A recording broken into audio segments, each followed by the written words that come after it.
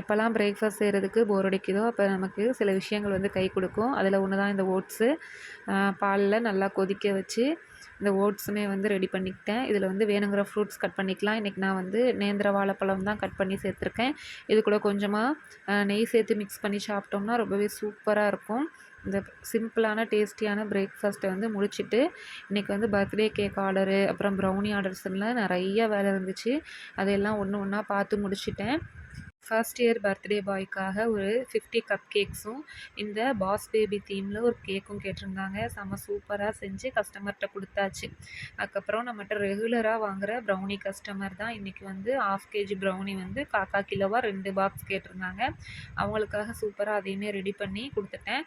இந்த கஸ்டமரை பற்றி சொல்லியே ஆகணும். நான் ப்ரௌனி சேல் பண்ணுறேன்னு வாட்ஸ்அப்பில் ஷேர் பண்ணியிருந்தப்ப ஃபஸ்ட்டு டைம் எனக்கு வந்து ஆர்டர் பண்ண கஸ்டமர் இவங்க என்கிட்ட வந்து ஃபஸ்ட்டு டைம் ஆர்டர் பண்ணலேருந்து எப்போயுமே வந்து ரெகுலராக ப்ரௌனி வாங்குறவங்க.